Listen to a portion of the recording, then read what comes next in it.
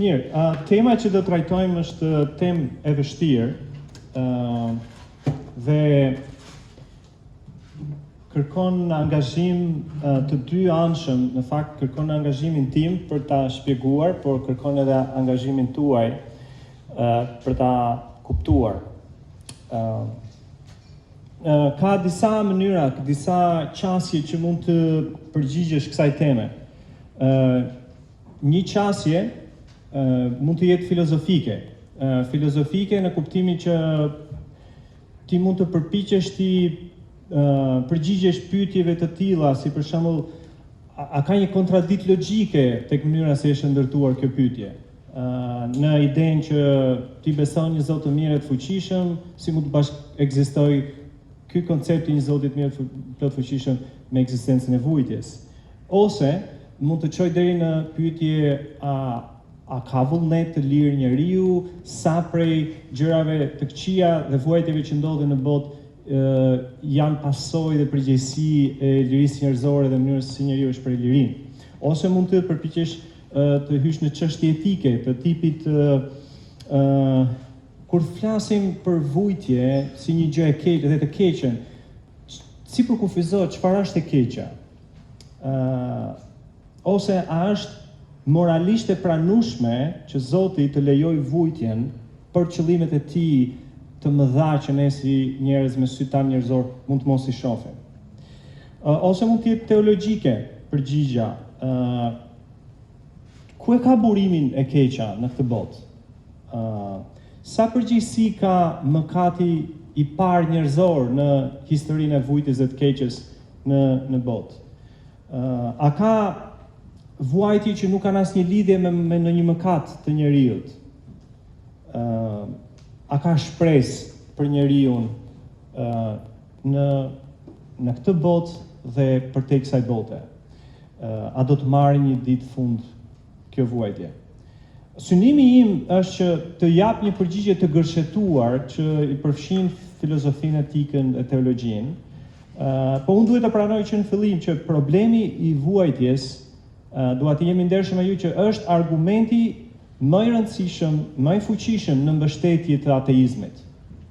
Kur merr parasysh shtrirjen dhe thellësinë e vuajtjes, qoftë për shkak të fatkeqësive natyrore si tërmete, tsuname, apo pandemi, apo për ligësi që janë si fryt i aktivitetit njerëzor, siç janë vrasit, siç janë përdhunimet, siç janë gjenocidet, siç janë luftrat.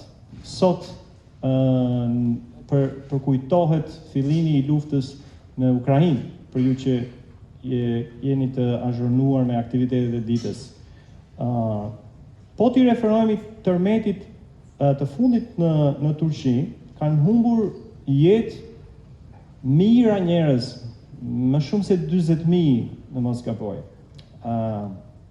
Dhe pritet që bilancet të rriten, për shkak se ka ende njerëz në rënoja. Ajo që mua më duket më e tmerrshme se sa ideja e vdekjes së menjëhershme të mijëra njerëzve është jo shumë për ata që vdesin në mënyrë të menjëhershme, do thuash pse, sepse vdekje ka të përdit ka vdekje. Ajo që më duket më e tmerrshme dhe më dhimbshme është të mendosh që ka njerëz që po vuajnë në rënoja, kanë dhimbje, nuk kanë një mjek që t'ju bëjë një dozë morfine, edhe ata të humbasin shpresën për jetën edhe të mos i nxirri dikush nga aty. Edhe është drejt në atë rast të ngresh kokën lart është, po pse o Zot, nëse kishte për të vdekur ky person, pse nuk vdiq në mënyrë të menjëhershme, pse duhet të shkojë përmes një vujtje kaq të gjatë edhe pastaj të mos ketë një lloj shpëtimi për ta. Kështu që kur e merr parasysh këtë lloj thellësie të vdekjes dhe të dhimbjes, dikush do të thoshte që kjo është një dëshmi, duket si një dëshmi e mungesës së Zotit. Por thash, ne nuk na bëjmë përshtypje vdekjet pse nuk ndërtohet një kronik televizive se sa njerëz vdesin në ditë për smundjet e zemrës, apo jo. Po statistika thonë që janë rreth 50.000 njerëz që vdesin çdo ditë për smundjet e zemrës.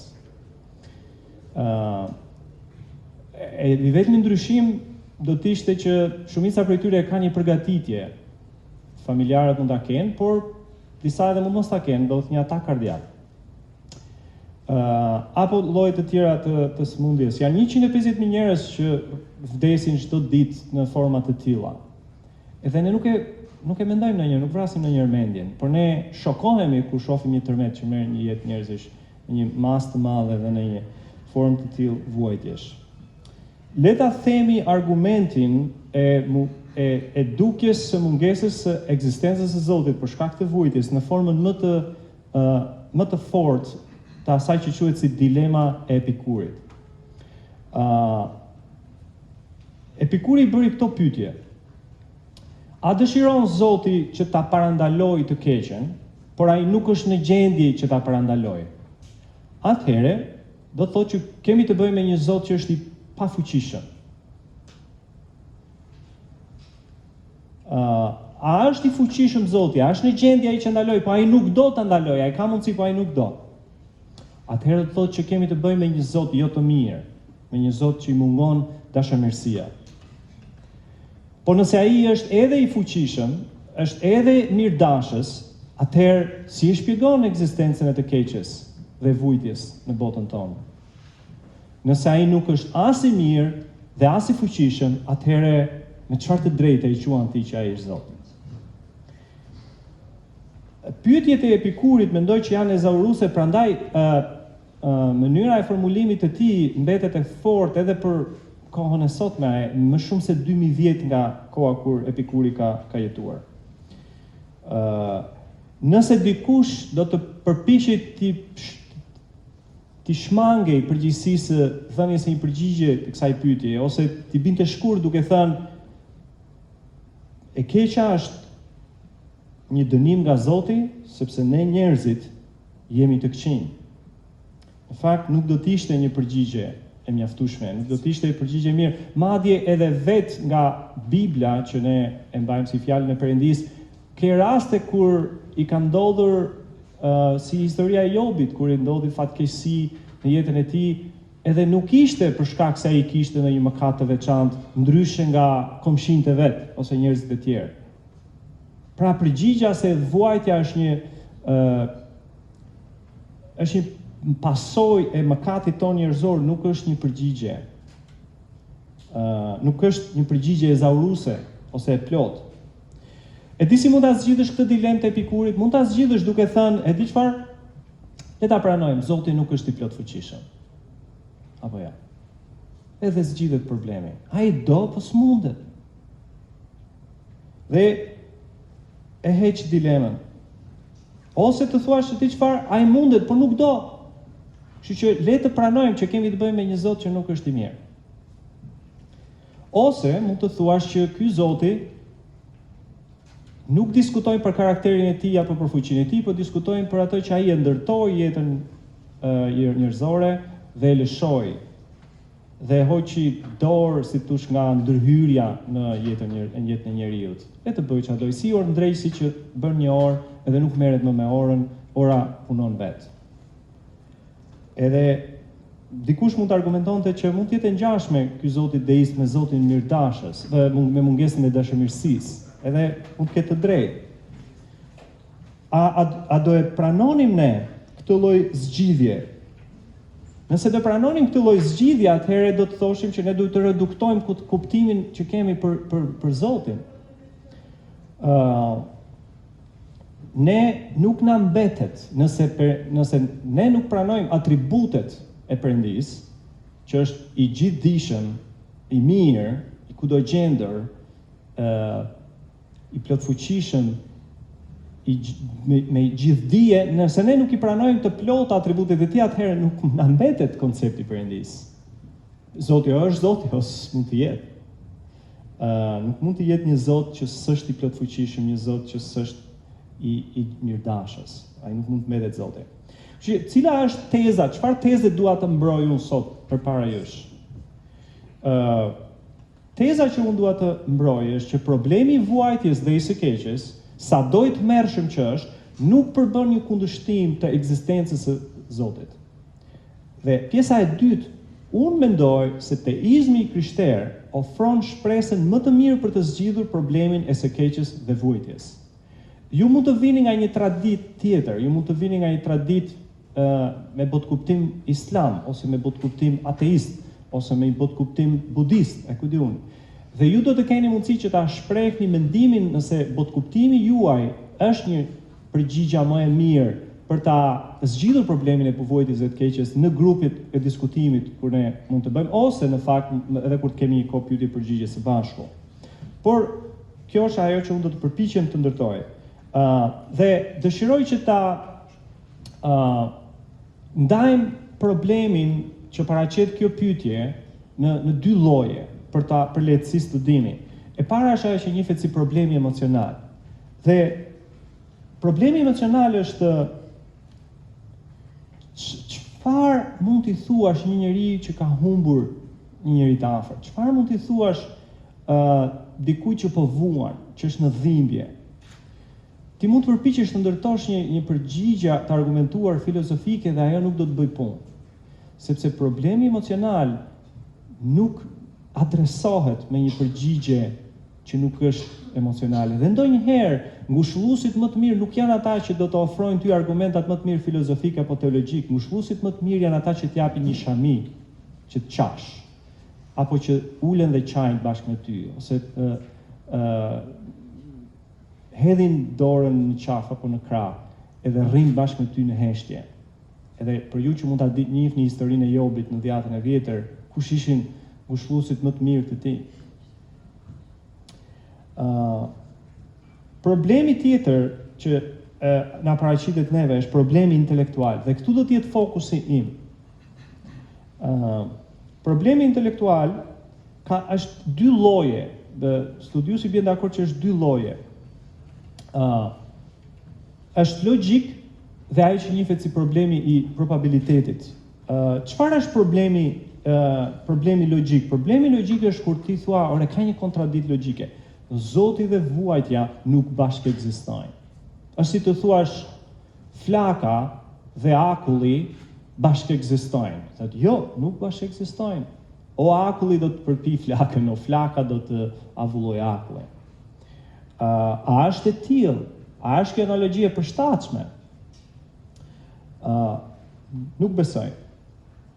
Unë mendoj që problemi logjik është më i dobët se problemi probabilistik ose i probabilitetit.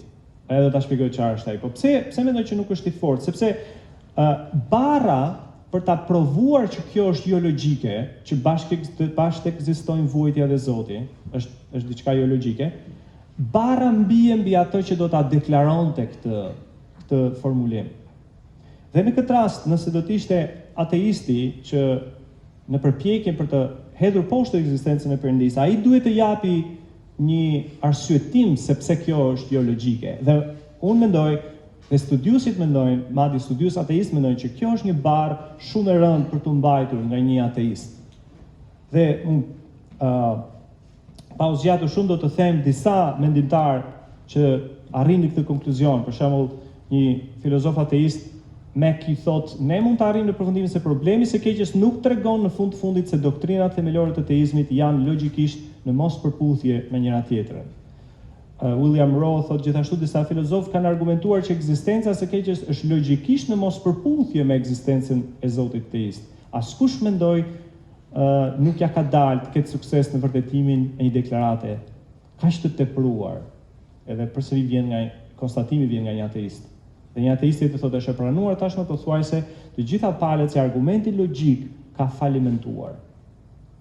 Në fakt, në të kundërt me atë që ateisti do ngrinte si një problem logjik, unë mendoj se ekzistenca e të keqes është një provë për ekzistencën e Zotit.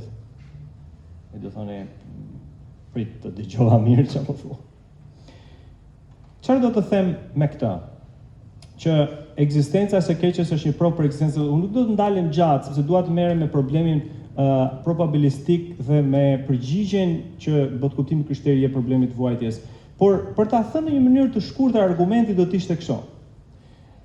Nëse Perëndia nuk ekziston, atëherë mira dhe e keqja nuk ekzistojnë në mënyrë objektive. Por e keqja ekziston objektivisht, ose në mënyrë objektive, ose universale, dhe jo si një përjetim subjektiv i një personi. Atëherë, përrjedhoj Perëndia ekziston.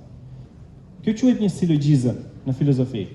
Dhe për ju që mund të keni qenë kur ne kemi diskutuar e vërteta absolute apo relative, mund t'ju kujtohet një lloj diskutimi që kemi bërë aty. Por pse mendoj që ky argumentim është i drejtë? Sepse si e përcaktojmë ne që diçka është e keqe? E keqe në lidhje me kë? Kush thotë që është e keqe? Për shembull, nëse unë do thosha Hitleri bëri mirë që vrau 6 milion hebrej. Mbi çfarë baze do më thoshe ti që Hitleri bëri keq që vrau 6 milion hebrej? Cili është standardi? Cilit standardi po I referohesh ti? Sepse për gjermanët e kohës Hitlerit dhe ata nazistët ishte një gjë e mirë. Me çfarë standardin e themi që ishte një gjë e keqe? Kujt po I referohemi? Kush na e thot? Kush na e thot që vrasja e pafajshme është e gabuar? Po sikur unë të them vrasja e atyre që më prishin punë mua nuk është e gabuar. Dhe unë e vendos vetë se çfarë më prish punë mua. Pra, nëse nuk ekziston një standard universal, koncepti të mirës dhe të keqes bëhet tepër subjektiv.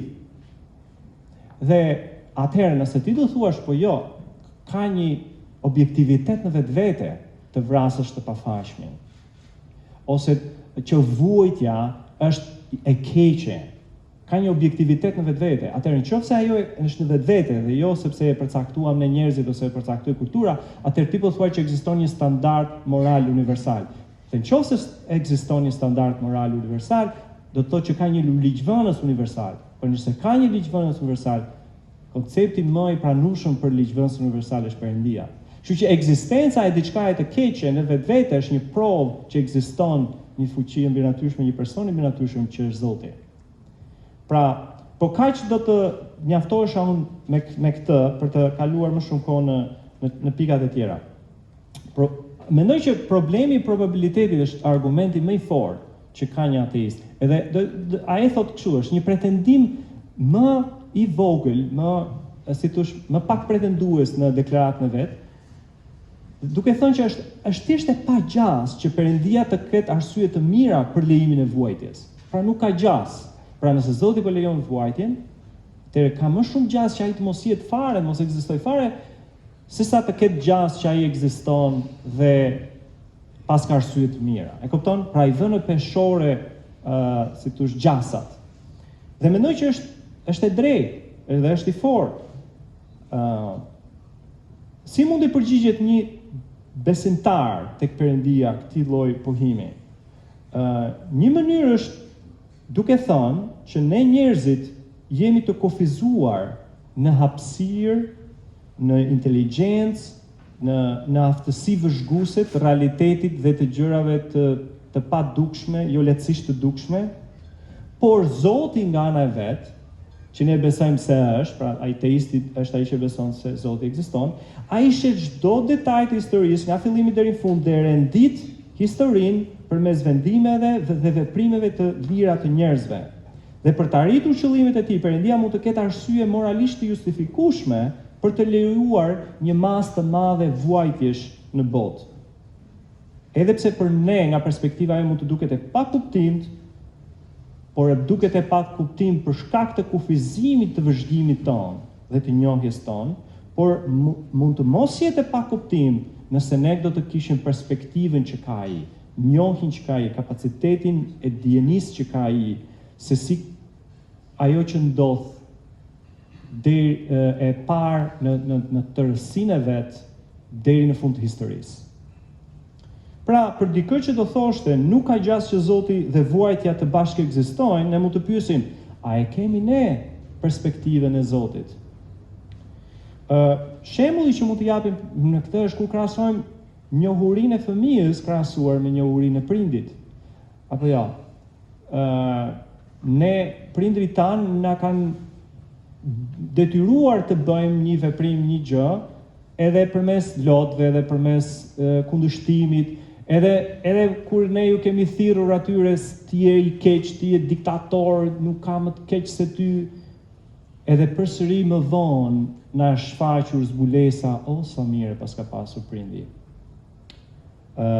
Ne mund të kemi ndoshta këtë raport tani me prindin, ndoshta disa prej jush që nuk që më janë një raport të lidhur, të varur me familjen e tyre, financiare ose në mënyra tjera, edhe shtrëngimi prindëror mund të japi një pamjen e një mos mirëdashjeje.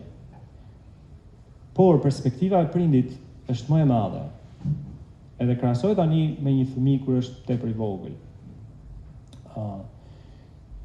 Një shembull tjetër mund të ishte kjo. Imagjino që unë të thosha ose të isha duke biseduar në telefon me dikë që më thot jam 165 kg edhe jam atlet i nivelit botror. Qa do të më shkon të mua në mendje? Që ky po bën shaka, po tallet, e kupton? Por, po të më jep të disa detaje të tjera që ai është japonez. Dhe është pjesë e stilit sumo të mundjes. Dhe se ka fituar 4 herë kampionin botror, atëherë unë marrë një perspektiv tjetër që dikush me 165 kg mund të jetë një atlet i nivelit botror. Edhe ky është një personazh i vërtet. Pra, çfarë ilustron kjo? Ilustron kur ne mund të arrijmë në një konkluzion jo të mirë, jo të drejtë, kur kemi një mungesë perspektive, kur mungon një informacion shoqërues. Nifet edhe në botën e matematikës, por edhe në shkencën e fizikës kush e studion efektet natyrore? Kuantike? Por efekti flutur është një si thosh deg e asaj që quhet teoria e kaosit në matematik, por në këtë mund të ilustrohet në fenomenet natyrore mund të ilustrohet kështu. Një fluturim i thjesht, një përplasje krave të thjesht të një flutre në Indi do të japi një efekt të pa imagjinueshëm, një tornado në Oqeanin Atlantik, ose në një tsunami ose një tornado në Iowa të Amerikës. Edhe ti thosh, s'ka mundësi. Por ai efekti vogël shoqërohet, zmadhohet edhe ndikon në një mënyrë të direkte në diçka tjetër, në një zinxhir efektesh që jep një tornado në Iowa. Edhe kjo është e vërtetë. Çfarë ilustron kjo përsëri? Ilustron që ne mungon perspektiva që po të arrijmë në një konkluzion duke thënë ne njohim kaq, edhe atëherë efekti që mund t'japi një përplasje një fluture është vetëm kaq. Një autor që unë lexoj e ndjek thotë vrasja brutale e një njeriu të pafajshëm ose vdekja e një fëmije nga leuqemia mund të prodhojë një lloj efekti valëzues në përhistori, i tillë që arsyeja moralisht e mjaftueshme e Zotit për ta lejuar atë mund të mos shfaqet deri shekuj më vonë dhe ndoshta në një vend tjetër. Kur mendoni për providencën e Zotit, gjatë gjithë historisë, mendoj se mund të shihni se sa e pashpresë është për vëzhguesit e kufizuar të spekulojnë mbi probabilitetin që Zoti mund të ketë një arsye moralisht të mjaftueshme për të lejuar një të keqe të caktuar. Ne thjesht nuk jemi në pozicion të mirë për të vlerësuar probabilitete të tilla. Por unë do doja që të jepja një përgjigje më direkte dhe jo një shpjegim probabilistik, por çfarë është shpresa nga botkuptimi krishterë dhe cila është zgjidhja dhe përgjigja për problemin e vujtjes. Dhe unë do të komentoj me 6 fjalë për ta bërë këtë. Do komentoj mbi rënien, vullnetin e lirë, kryqin, besimin, karakterin dhe të ardhmen. Dhe kur them rënja, për çfarë e kam fjalën? Rënja kryesisht përpiqet të shpjegojë se nga e ka burimin e keqja dhe vuajtja në këtë botë. Dhe rrëfimi i kuptimit biblik është që në momentin që Zoti krijoi njeriu dhe tokën, çdo gjë ishte e mirë, e përsosur. Por ndodhi diçka mes njeriu dhe krijuesit që e prishi harmoninë me krijuesin, po prishi harmoninë me veten e vet, prishi harmoninë me njeriu në krah dhe prishi harmoninë me natyrën, me krijimin. Dhe kjo rënje që quhet rebelimi i njeriu ndaj krijuesit, i shprehur në historinë e Adamit dhe Evës, që ata morën nga fruti që Perëndia kishte thënë të mos e merrnin, dhe ky solli rënien e tyre.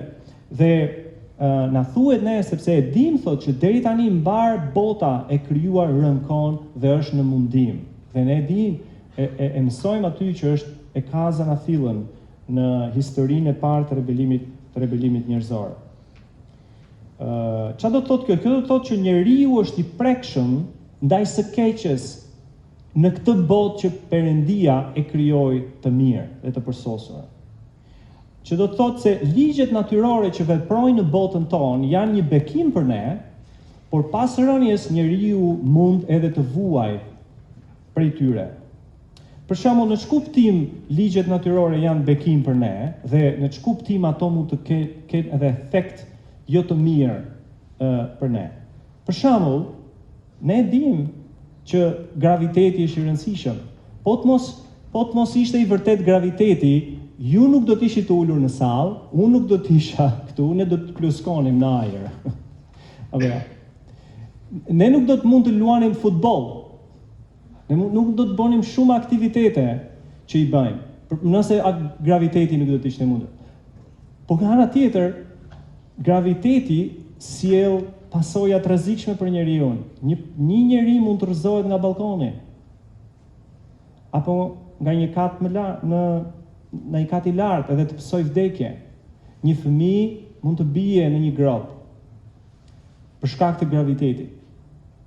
Që do të thotë, ne jetojmë në një botë ku nuk jemi të mbrojtur nga efektet e ligjeve natyrore që Perëndia ka krijuar, që janë për të mirë në ekzistencën e kësaj bote. Por ne nuk jemi të mbrojtur nga efektet negative të këtyre ligjeve gjithashtu. Planeti ynë ka nevojë për diell. Por nëse ti nuk vendos krem plazhi, ti të mori lumi. Riprodhimi i qelizave është një gjë e mrekullueshme në trupin njerëzor. Por nëse një prej qelizave është e keqe ose kancerogjene, riprodhimi i saj do të shkaktojë vdekjen tonë.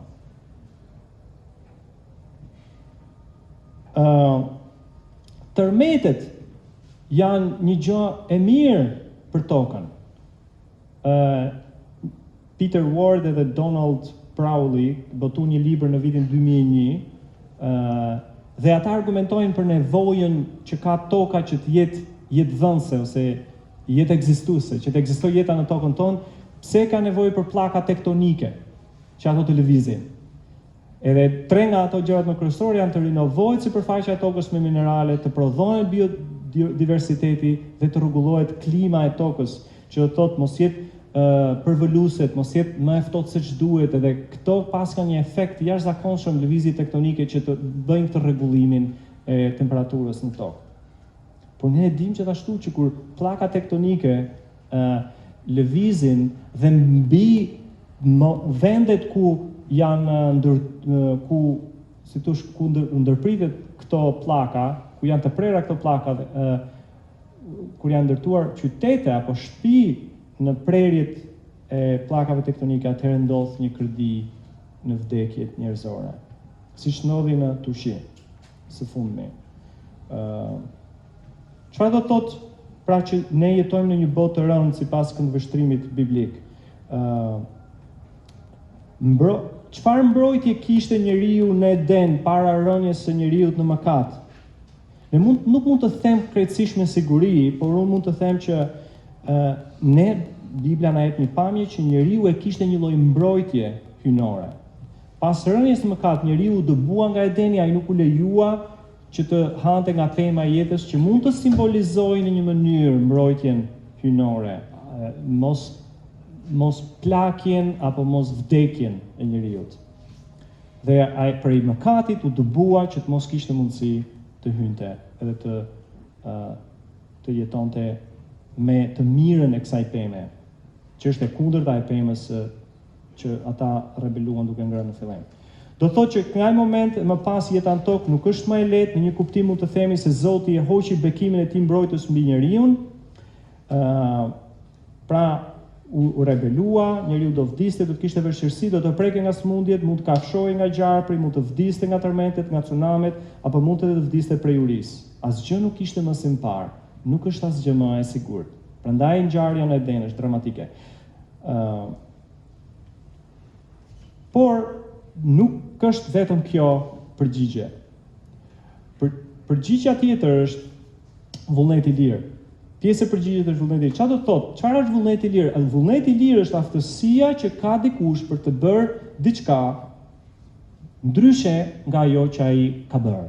Pra, një person kur bën një veprim, dhe ne shohim çfarë veprimi bëri, të jesh me vullnet i lirë do të thotë që kishe mundësinë të mos e bëje atë veprim. Kjo do thotë të kesh kapacitetin që mund të bëje ndryshe. Ju ishit të lirë, ju zgjodhët të vinit në këtë leksion, do të thotë ju kishit mundësinë të mos vinit. Ju mund të kishit zgjedhur, ju kishit kapacitetin të kishit zgjedhur ndryshe.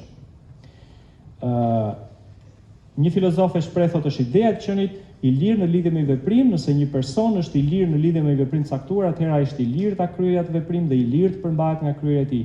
Asnjë kusht para ardhës ose ligj shkasor nuk përcakton që ai ta kryejë veprimin ose që nuk do ta bëjë. Është në kompetencën e tij, në kohë, në fjalë, të ndërmarrë ose të kryejë veprimin dhe në fuqinë e tij që t'i përmbahet kryerjes së këtij veprimi.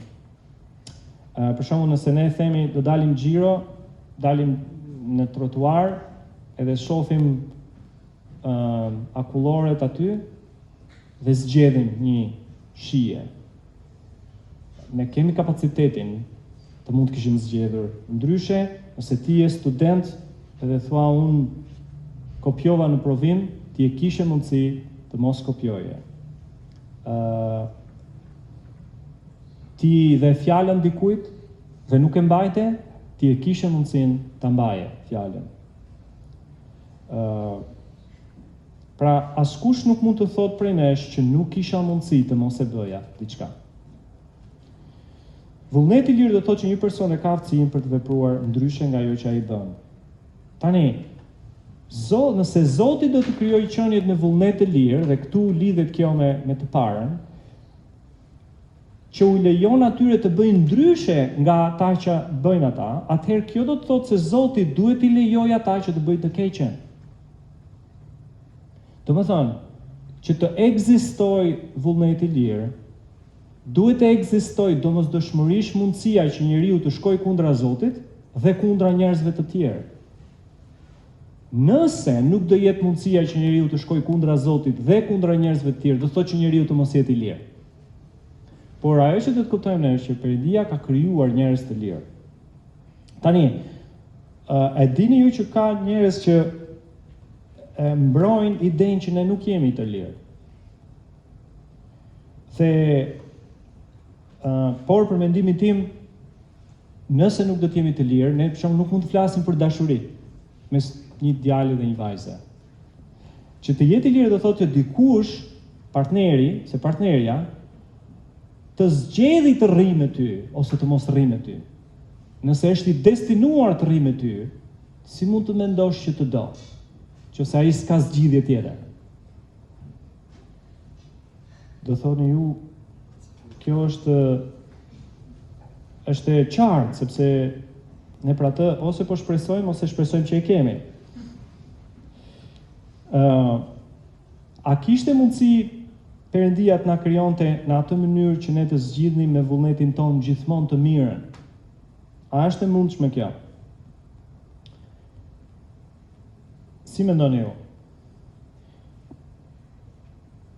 Që Zoti të krijonte të lirë njeriu, po të mos e lejonte që ai të përdorte lirinë për të shkuar kundër vullnetit të tij, apo dëshirës do të ishte njësoj, mendoj unë, si një baba që nga njëra anë i thot vajzës së vet, ti mund të lidhesh me djalin këtë duash ti.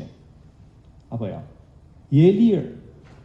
Por në momentin që ajo ka lënë takim, një date me djalin e vet, ai i mbyll derën, i merr telefonin, e fut në dhomë, edhe i thot, je lirë, mund të shkosh.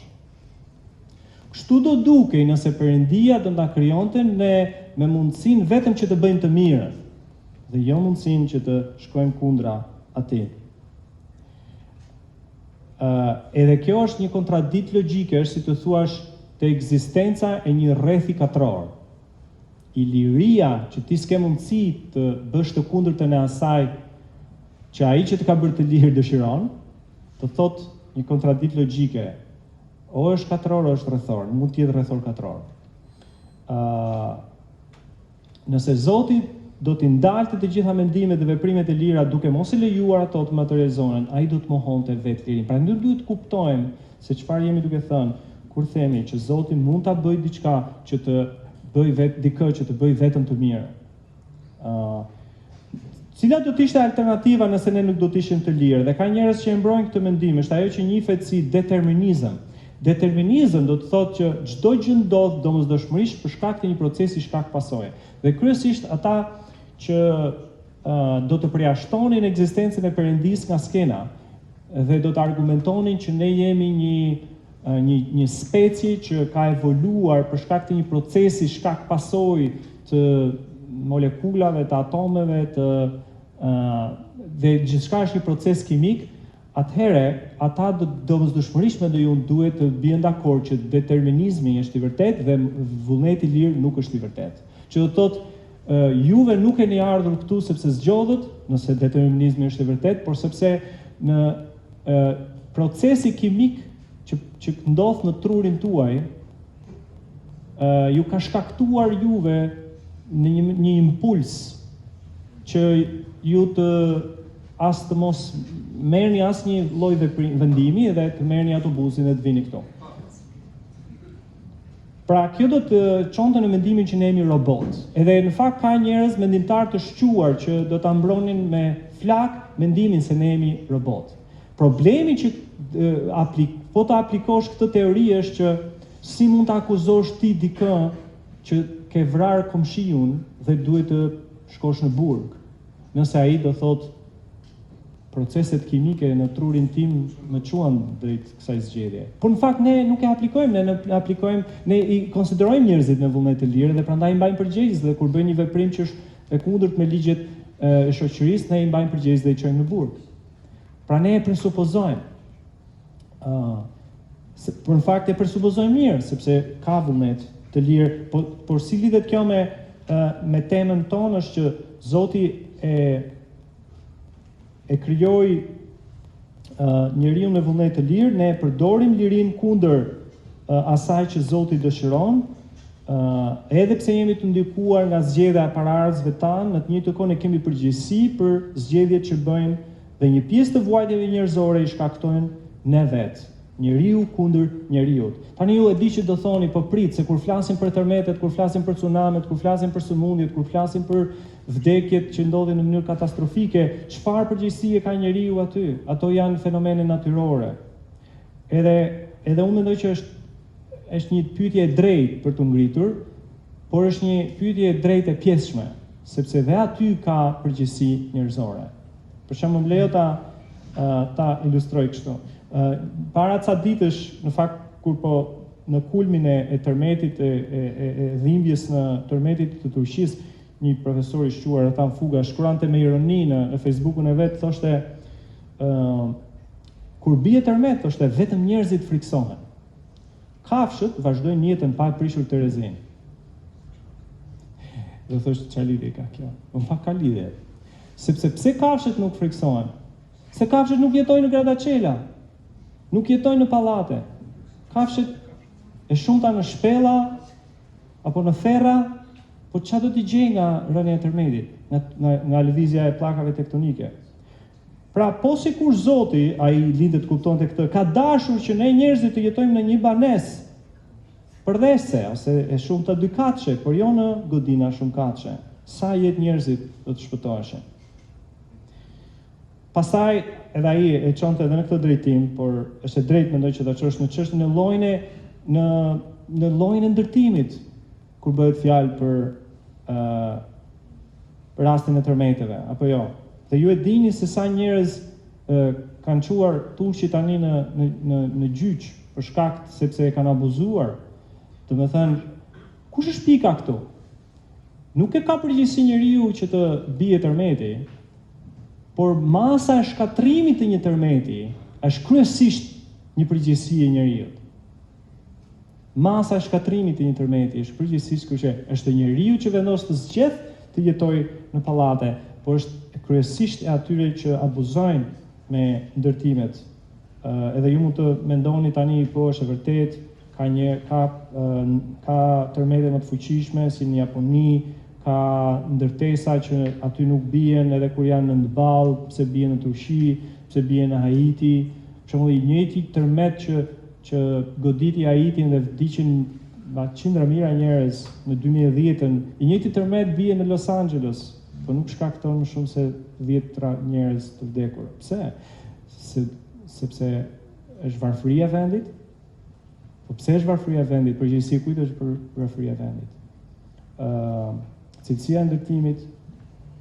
Pra, fakti se zgjedhjet kolektive njerëzore ka rezultuar në një botë të pasurve dhe atyre që nuk kanë, ku ndikimi i fatkeqësive natyrore dhe sëmundjeve do varet shumë nga vendi ku keni lindur në botë, është pjesë e përgjegjësisë njerëzore. Prandaj thash është e pjesshme, është një pyetje e drejtë, por e pjesshme. Pjesërisht e drejtë, sepse shkalla e shkatrimit është njerëzore, është e përgjegjësisë njerëzore. Por prap kjo nuk i shmang dot pyetjen. Po, Zoti mund ta kishte ndaluar. E di që këta njerëz janë fatkeq, e di që këta njerëz jetojnë në këto godinat që nuk mbajnë. Ai e di që ata do vdesin dhe prap Zoti nuk e ndaloi. Dhe kjo prandaj them është pyetje. Kjo është pjesa e drejtë e pyetjes. Por pika që desha të bëjon aty është vullneti ynë i lirë ende bën një ndryshim të madh. Nuk mund ta hedhim fajin në çdo aspekt, në masën e shkatrimit nuk mund t'ia hedhim fajin Zotit. Pjesë e përgjigjes së krishterë është kryqi. Në çfarë kuptimi është kryqi? Dhe mendoj që është një pjesë e përgjigjes sidomos për problemin emocional të vuajtjes. Kryqi tregon se Zoti i krishtrimit nuk e injoron vuajtjen njerëzore. Përkundrazi e përqafon duke u bërë si një nga ne, duke vuajtur në një mënyrë mizore. Dhe vetëm në krishtërim në fakt ndodh që Zoti të njohë vuajtjen e njeriu deri në këtë nivel. Mendoni për të gjitha besimet fetare në botë, vetëm në krishtrim ke një Zot që vjen si njeri dhe vdes, vuan në fakt para se të vdes në kryq.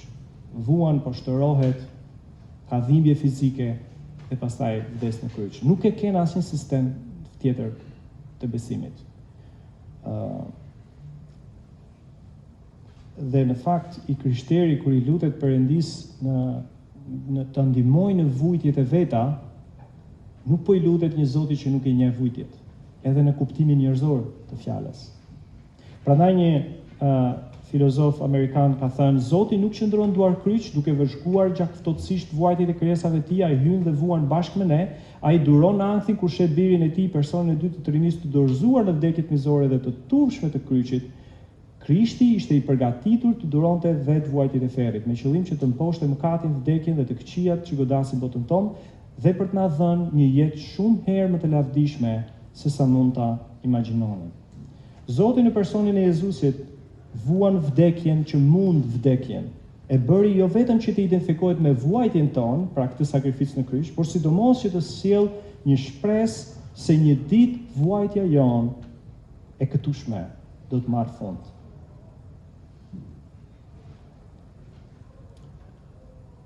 Besimi. Vuajtja mund të tërheqë njerëzit tek Perëndia. Ne nuk mund ta imagjinojmë, siç po e thoshte njëri prej autorëve që citova, që se si një gjë e dhimbshme, siç është vdekja njerëzore, nuk mund ta imagjinojmë efektin që ajo mund të prodhojë në njerëzit përreth, në mënyrë zinxhir mbase. Tek ata që përjetojnë vuajtjen e dikujt ose vdekjen e dikujt, ngrihen shumë pyetje. Po jo të gjitha janë pyetje të gabuara ose në drejtimin e gabuar. Për shembull, të gjithë shqiptarët po t'i pyesje në kohën kur Ra Tërmeti në 2019, për një gjë është e sigurt. Qa ka vlerë më shumë në jetë? Ti mund të ikësh nga kjo jetë, i afër me yt mund të iki shumë shpejt. Edhe ti me njëherë urgjenca e ndodhisës së keqes, ty të bën të vetëdijshëm për disa realitete që ndryshe, po të mos ndodhte, ti nuk do t'i vlerësoje. Ti nuk do të bëhesh i vetëdijshëm për bukurinë e një marrëdhënie, për kohën se si po e kalon, me kë po e kalon, për çfarë po synon, për çfarë po grumbullon në jetën tënde. Edhe se imagjinon dot se si një fatkeqësi mund të kthehet në një vlerë të tillë për t'i shoshitur, për t'i vënë sitën dhe shoshën disa gjërave në jetën tonë që me të drejtë duhet t'i flakësh, ose të paktën nuk duhet t'i japësh, në mos t'i flakësh, të paktën nuk duhet t'i japësh atë që peshë që ti je mësuar t'i japësh në gjithë jetën tënde. Edhe ti nuk e imagjinon dot se si pra një e keqe mund të ketë një kontribut të tillë të brendshëm në marrëdhënie apo më afatgjatë në histori. E di që skeptiku mund të kundërshtojë edhe duke thënë që në fakt jo, nuk është e vërtet fare, njerëzit nga vuajtja mund të mohojnë Zotin. Edhe mendoj që mund të ketë të drejtë, në disa drejtime njerëzit për shkak të vuajtjes mund ta mohojnë Zotin, mund t'i largohen Zotit. Por kjo nuk do të ishte një problem për ekzistencën e Perëndisë, sepse ku e di ti se më pak vuajtje në jetën e atij personi do ta kishte afruar me Zotin? Ku e di ti, ku e ke këndvështrimin që të thuash është kjo që e largoi? Dhe po të kishte më pak vuajtje në jetën ti do ishte afruar. Në fakt, po të shtikojmë statistikisht dhe historikisht këtë çështje për atyre që vuajnë, unë nga eksperjenca ime personale do thosha nga ata njerëzit që kanë vuajtur, unë kam gjetur njerëz më shumë që besojnë se sa nga ata që kanë pasur jetën më të lehtë. Pra, vuajtja duket sikur i bën njerëzit të kërkojnë Zotin në një botë që duket absurde pa të. Dhe shumë njerëz e kanë numëruar pradhimin dhe vuajtjen si pjesë thelbësore të rrugtimit të tyre drejt Perëndisë. Dhe jo më kot C.S. Lewis, një autor britanik, e thotë, Zoti na përshpërit në kënaqësitë tona, na flet në ndërgjegjen tonë, por na thërret me forcë në vuajtjen tonë. Pra, përshpërit, flet, por buçet përmes vuajtjes. Është megafoni i tij për të zgjuar një botë të shurdhët, ose njerëz të shurdhët që ndryshe nuk do të dëgjonin. Si mbështetje në fakt për këtë pretendim, ne mund të marrim në konsiderat për shembull ku pritet të gjesh më shumë ateist. të vullnetshëm në këtë rast, jo ateist si në sistemin komunist ku njerëzit nuk i lejuan që të besonin Zotin, por të vullnetshëm në vendet me prosperitet të madh ekonomik dhe pavujtje apo në vendet e varfra dhe në zhvillim. Në fakt, mendoj se njerëzit më ateist në Evropë, për shembull, mund të jenë në Norvegji, në Suedi, në Francë, por nuk janë vende të varfra. Nuk janë vende që vuajnë. Ata kanë kapacitet financiar që të eliminojnë çdo dhimbje. Por kjo nuk i bëjnë ata që të jenë më mirënjohës për jetën edhe të jenë më... Kështu që statistikisht, historikisht, vuajtja nuk është parë si një mënyrë për të ikur nga Zoti, në fakt për të shkuar tek Zoti. Pra vuajtja vështirësi mund të jenë vërtet një megafon për të zgjuar njeriu nga apatia dhe ta bëjë të vetëdijshëm për realitet transcendent të jetës. Edhe e di që një skeptik të thoshte këtu po ka kuptim tash sepse është psikologjike, njerëzit që vuajnë e kupton ata e ndjejnë nevojën dhe e drejtojnë te Zoti. Edhe skeptiku mund ta kthejë prap pllakën, e kupton? Edhe kjo nuk do të vërtetonte që Zoti nuk ekziston. Thjesht do vërtetonte se si një person arrin të besojë, por nuk do të vërtetonte që ai nuk ekziston. E di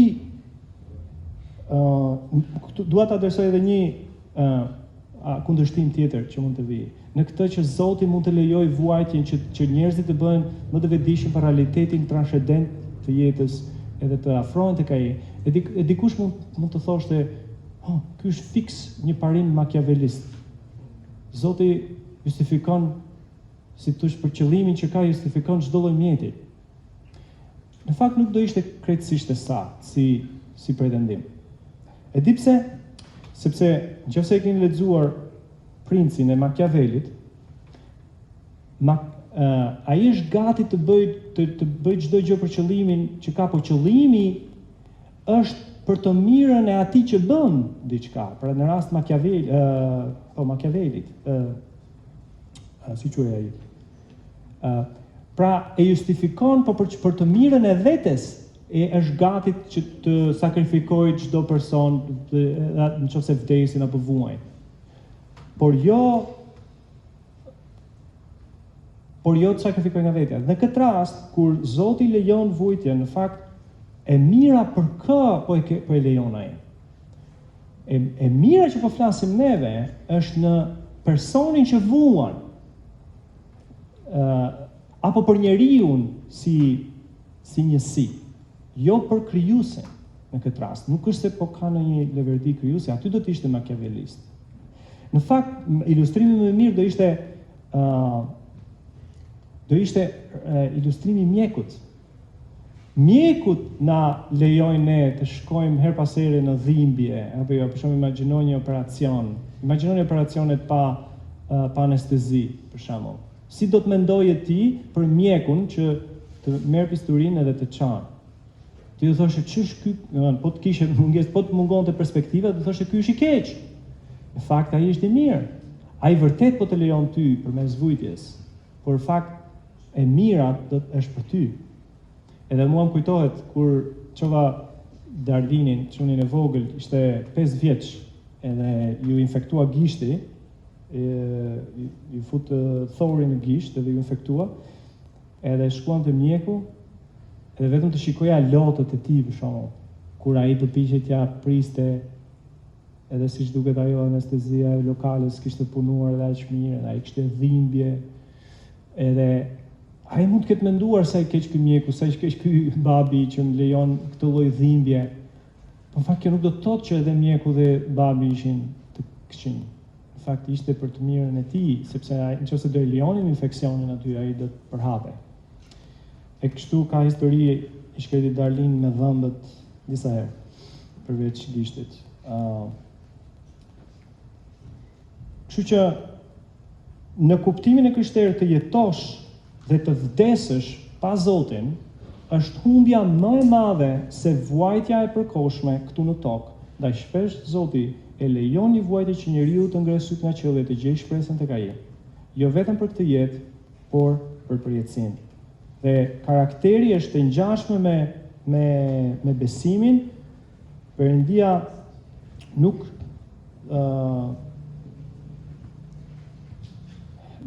ka ndërmend që të na lëri këta që ne jemi, por ka ndërmend që të na transformojnë në karakter dhe në përgjigjen e krishterë për çështjen e vuajtjes, duket sikur vuajtja krijon një mundësi për të zhvilluar në karakter. Në fakt, edhe jashtë mendimit të ekzistencës së krishtërimit, në fakt, në vetvete, një person kur mendon për zhvillimin e tij në karakter, si mund të mendosh ti për shembull që ti ta vërtetosh që ti je sakrifikues nëse një person tjetër nuk është në nevojë? Si mund të mendosh ti që unë jam sakrifikues nëse dikush tjetër nuk është duke? Si mund të mendosh ti që unë jam i dhemshur nëse një person tjetër nuk është në vuajtje? Si mund të mendosh ti që unë po rritem në bujari nëse një person tjetër nuk po i mungon diçka? Duket sikur të gjitha, mendo ti për cilësitë e karakterit, mendo për cilësitë më të padëgjueshme të karakterit, dhe unë do të them se që ajo të shfaqet apo që ti të rritesh në atë cilësi karakteri, me do e mos duhet të ekzistojë në botën tonë një gjë, që ajo gjëja pastaj kur ta është, ajo gjëja mund të jetë vuajtje, mund të jetë skamje, mund të jetë një rrezik. Imagjino të thuash unë dua të rritem në cilësinë e të qenit guximtar, por kjo do të thotë që dikush tjetër duhet të jetë në rrezik që ti të tregohesh guximtar. Ndoshta dikush tjetër është duke u mbytur edhe guximi jot shprehet kur ti hidhesh dhe ndihmon. Pra, ajo që dua të them është që çdo cilësi karakteri në botën tonë duket sikur është e lidhur me vuajtjen apo me konditën, me kontekstin e dikujt në këtë botë që i mungon diçka apo po vuan. Dhe vuajtja, ka thënë Charles Dickens, ka qenë më e fortë se të gjitha mësimet e tjera, më ka përkulur dhe më ka thyer, por besoj se më ka dhënë një formë më të mirë. Edhe ju të gjithë mendoj e keni parë këtë foto në portal, por unë zbulova që kjo nuk është një foto e vërtetë. Ky është një montazh. Por fakt efekti që krijoi, pavarësisht se ishte montazh, në fakt edhe ai që kishte bërë montazh e kishte thënë që ky është një montazh, por edhe pse është montazh, në fakt ka një të vërtetë aty. Ju e dini konfliktin Greqi-Turqi, por ka një të vërtetë që ata ishin një ekip grek që shkoi dhe me siguri mund të ketë pasur një situatë të tillë që një antar i ekipit grek mund të zhdashur të shpëtojë, nëse nuk është kaq që portretizuar, kaq e dhimbshme si ky fëmijë që mund të kenë humbur prindrit në krahët e një greku, gjithsesi ka qenë diçka e ngjashme me ta. Ai mund të ketë qenë një burr i vjetër apo një plak i vjetër. Por prap efekti krijohet. Pra imagjino çfarë kotësie i nxjerr kjo konfliktit politik, se çfarë efekti prodhon kjo në njerëzit e kombësisë greke kur e shohin, e kombësisë turke kur e shohin, e sa një fatkeqësi bëhet sebeb për t'u afruar. Kjo është vetëm një ilustrim se si mund të prodhohet diçka në një situatë që është e keqe. Edhe e fundit e ardhme një ditë Perëndia do të thaj lotët nga sytë tanë. Ky është premtimi që kemi dhe kjo është pjesë e përgjigjes që jep Krishterimi, dhe është një varg në Bibël që thotë trishtimi ynë i lehtë që është vetëm për një moment prodhon për ne një peshë të pamasë dhe të pashoshme të amshueshme lavdije, që do thotë sa do vujtje që ne të kalojmë në këtë botë, do të vijë një kohë kur lavdia e asaj që do përjetojmë as nuk do të krahasohet me vujtjen që ne kemi kaluar. Edhe në fakt edhe shpresa që merr dikush për shkak të asaj që presim të ardhmen ndryshon në mënyrën se si e përballojmë ne vujtjen në këtë botë. Edhe ky autori thotë që Bernard Russell, që ishte një ateist, thotë një herë tha se askush nuk mund të ulet pranë shtratit e një fëmije që po vdes. Kjo duhet të jetë gjashta kjo e ardhme, jo pesa. Por kur isha në Paris, takova një misionar të ri amerikan që ishte trajnuar në seminar dhe punonte si këshillues në spital. Fëmijët po vdisnin. Çfarë do t'u thoshte? Çfarë do t'u kishte thënë Bernard Russell atyre fëmijëve? Pyesja veten. Çfarë mund t'u thoshte? Sa keq. Mizeria do të ishte e paimagjinueshme. Nëse nuk ka pavdekësi, ose jetë pas vdekjes, atëherë kapricioziteti i vdekjes është tirania më e hidhur. Besimi se një ditë kjo vuajtje do të mbarojë, jep shpresë për ne për të kaluar vuajtjen. Dhe si për ta përmbyllur, le ti përmend disa konkluzione. Shpesh të qash me ata që qajnë është më efektive për të ngushëlluar dikë se sa argumentimi. Problemi i së keqes dhe vuajtjes nuk mund të trajtohet pa përgjegjësinë njerëzore. Dhe në këtë botë ne nuk do të kuptojmë kurrë plotësisht se pse Zoti e lejon vuajtjen. Mendoj që unë besoj Krishtlimi jep përgjigjen më të arsyeshme dhe më shpresdhënëse për problemin e së keqes. Vuajtja nuk do ta shmangim, edhe nëse e kuptuam arsyeën, edhe nëse nuk e kuptojmë arsyeën, por besimi tek Zoti do të bëjë diferencën se si do ta përballojmë atë. Dhe ajo që mendojmë për karakterin e Zotit, që është një nga gjërat që është në akuzë në këtë pyetje që ne trajtuam, është thelbësore kur kalojmë përmes vuajtjes, se çfarë mendojmë ne për të. Dhe nëse ne do mendojmë që ne nuk e kemi perspektivën e tij, do të lëmë hapësirë që karakteri i tij mund të jetë i mirë, edhe nëse ne nuk ja kuptojmë gjitha arsyet. Prandaj në mënyrë paradoksale, edhe pse problemi së keqes është kundërshtimi më i madh për ekzistencën e Zotit, në fundit Zoti është e vetmja zgjidhje për problemin e së keqes. Nëse Zoti nuk ekziston, atëherë ne jemi të humbur dhe pa shpresë në një jetë të mbushur me vuajtje të pakuptim. Perëndia është përgjigjja përfundimtare për problemin e së keqes, sepse në fund ai na shpengon nga e keqja dhe na çon në gëzimin e përjetshëm të një të mirë të pakrahasueshme që është miqësia me veten.